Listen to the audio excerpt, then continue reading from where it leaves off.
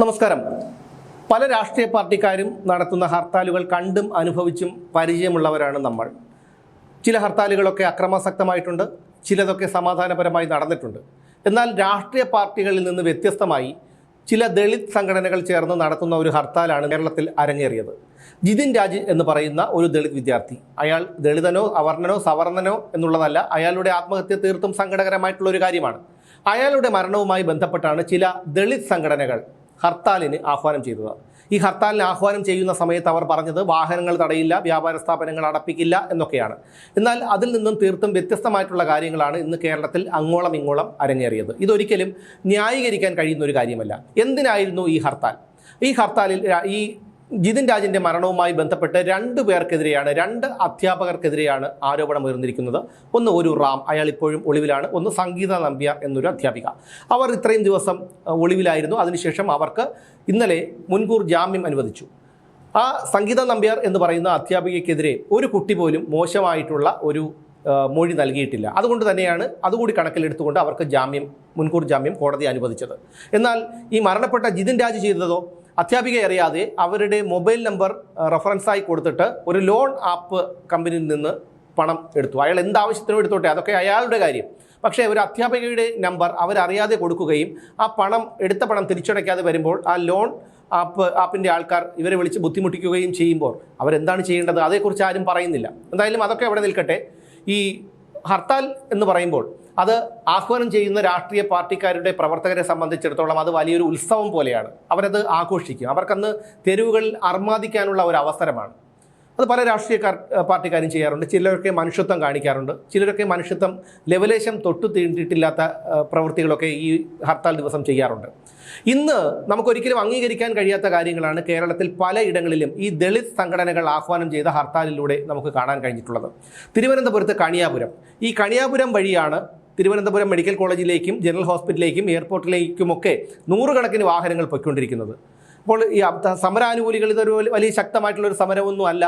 അതുകൊണ്ട് തന്നെ ആൾക്കാരൊക്കെ ഇന്ന് എയർപോർട്ടിലേക്കും ആശുപത്രിയിലേക്കും പല ആവശ്യങ്ങൾക്കും പോകാനായി അതുവഴി വന്നു. പക്ഷേ സമരാനുകൂലികൾ ഇവരെ തടഞ്ഞു, മുമ്പോട്ട് പോകാൻ കഴിയില്ലെന്ന് പറഞ്ഞു. പക്ഷേ അവിടെയാണ് കഴക്കൂട്ടം പോലീസിൻ്റെ ഒരു ശക്തമായിട്ടുള്ള നിലപാടുണ്ടായത്. കഴക്കൂട്ടം പോലീസ് കൃത്യമായിട്ടുള്ള ഒരു നിലപാടെടുത്തു. ആ ഉദ്യോഗസ്ഥൻ്റെ പേരെനിക്കറിയില്ല. എന്തായാലും അദ്ദേഹം വളരെ ശക്തമായിട്ടുള്ള ഒരു നിലപാടെടുത്തു. അദ്ദേഹം അവരെ കാര്യങ്ങൾ പറഞ്ഞ് മനസ്സിലാക്കാൻ ശ്രമിച്ചെങ്കിലും അവർക്ക് മനസ്സിലാകുന്നില്ല.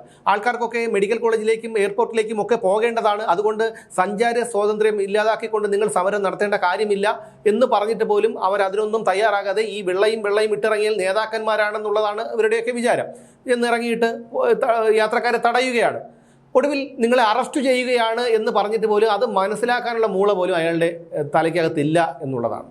ഇനി അടൂരിലും ഇതുപോലെയുള്ള ഒരു സംഭവം ഉണ്ടായി. പക്ഷേ അവിടെയും പോലീസ് ശക്തമായിട്ടുള്ള ഒരു നിലപാടെടുത്തു.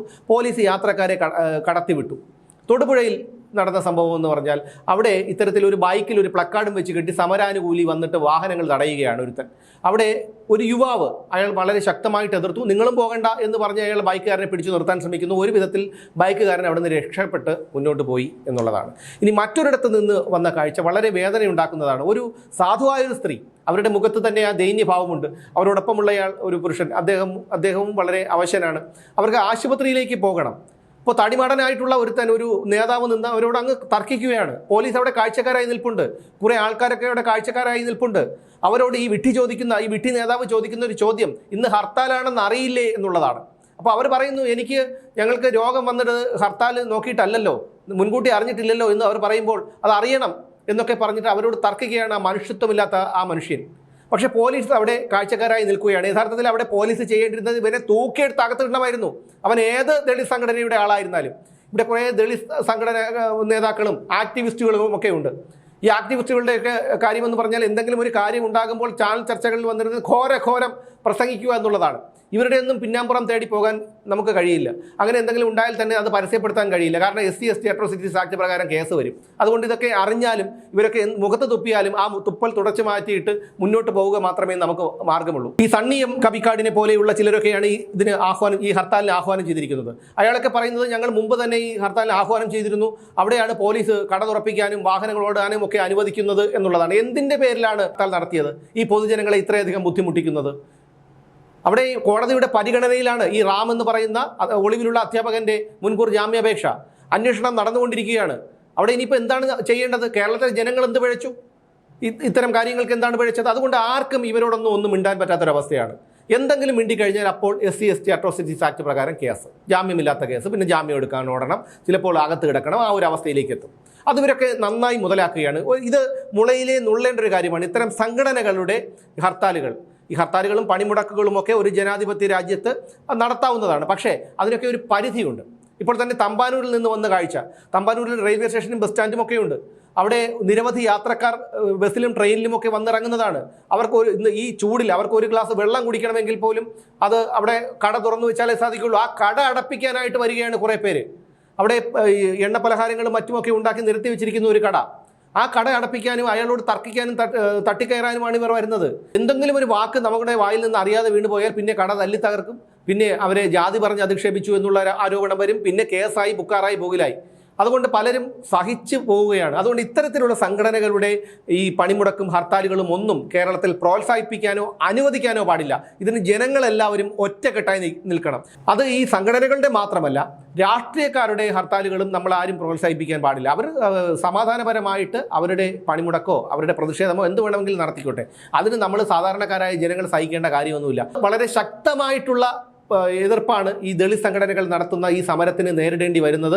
അതിൻ്റെ പിന്നിൽ, ഈ സംഘടനകളുടെ ഇന്നത്തെ സമരത്തിന് പിന്നിൽ വ്യക്തമായിട്ടുള്ള ഒരു അജണ്ടയുണ്ട്. ഇതിൻ്റെ പിന്നിൽ ആരൊക്കെയോ ഉണ്ടെന്ന്, വളരെ ശക്തമായിട്ട് ഉണ്ടെന്ന് നമ്മൾ സംശയിക്കേണ്ടിയിരിക്കുന്നു.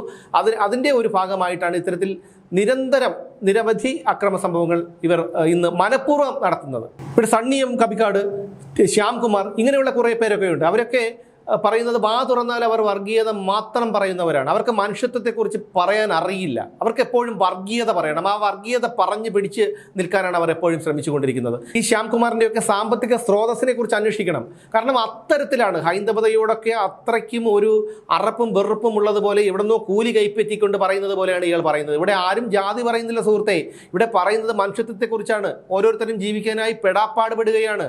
അതിനിടയിലാണ് നിന്നെ പോലെയുള്ളവർ, ഇയാളെ പോലെയുള്ളവരൊക്കെ വന്ന് എവിടെ നിന്നെങ്കിലും പണവും കൈപ്പറ്റിക്കൊണ്ട് വന്ന് ഇത്തരത്തിൽ സമൂഹ മാധ്യമങ്ങളിലൂടെയൊക്കെ വലിയ രീതിയിലുള്ള പ്രചാരണം അഴിച്ചുവിടുന്നത്. പലയിടങ്ങളിലും ഈ അക്രമ സംഭവങ്ങൾ അരങ്ങേറി. അവിടെയൊക്കെ പോലീസ് പലയിടങ്ങളിലും അടിച്ചമർത്താൻ ശ്രമിച്ചു. അത് ദളിതർ സമരം നടത്തുന്നത് കൊണ്ടാണ് എന്നുള്ള തരത്തിലുള്ള പ്രചാരണങ്ങളൊക്കെ നടക്കുന്നുണ്ട്. അതൊന്നും ആരും വകവയ്ക്കുന്നില്ല. കാരണം കേരളത്തിലെ സാധാരണക്കാരെ സംബന്ധിച്ചിടത്തോളം അവർക്ക് രാഷ്ട്രീയവും ദളിതനും വലതനും ഒന്നുമല്ല പ്രശ്നം. അവർക്ക് അവരുടെ സ്വൈര്യമായിട്ടുള്ള ജീവിതമാണ്.